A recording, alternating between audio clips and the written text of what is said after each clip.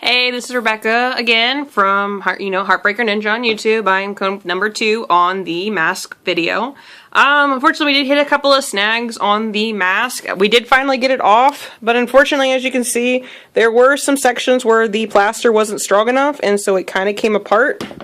So I'm going to have to put in a little bit of extra plaster around these edges, or maybe some glue. I'm thinking it's just some extra plaster. I'm getting plaster all over the table. But I'm just going to have to replaster a couple of sections and get that fixed. As you can see, a big old chunk fell off all the way around the edge.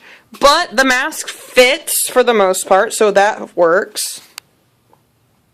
There we go. Works pretty good. I'm breathing in plaster, probably not the best idea. But it works for my face. That's a good thing. Actually fit pretty well. Just got to get me some air holes on the nose. And then, of course, fix the plaster. Then I'm going to have to sand it down and then paint what I want to paint on it. Still debating on color. And then I still have to do the sword. Name has not yet come to me yet, but I still got to work on that. After that's worked on, then I'll sand down the sword, paint it. And once that's done, well, probably before I paint it, I'll probably wrap what I did in saran wrap and then recase it in some more of the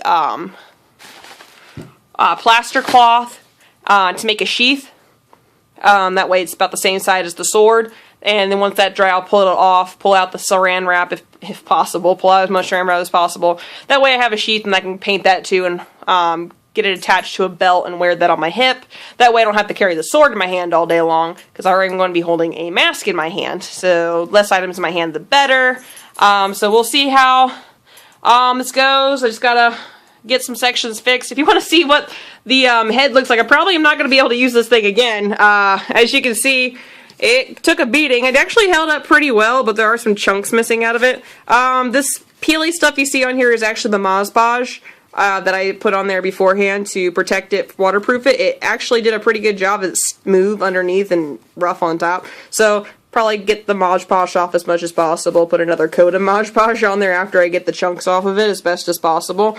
But all in all, the head killed to get Delilah the head. Yeah, I named the head Delilah. Delilah actually held up pretty well. There's some chunks missing out of her head, but I figure I can just glue those and sand them down and match them up. The face section pretty much is perfectly fine. Just around the edges where I use the knife, around the eyes a little bit, where I use the knife to peel off the mask, which was not an easy task. If I had an extra pair of hands here with me today, I would have had them hold the camera while I videotape, but unfortunately, my brother is not here today, and he was supposed to be my cameraman, so you're stuck with just me and seeing the aftermath. But I can show you what the mask looked like on there. And then we pulled it off with a plastic knife, which was a pain in the butt, and now I gotta fix some sections as it's falling apart on the edge. But after it's all fixed and all painted, it should look great, and we will have my visor mask, and we will have something going, at least. So, that's the end. Tune in next time.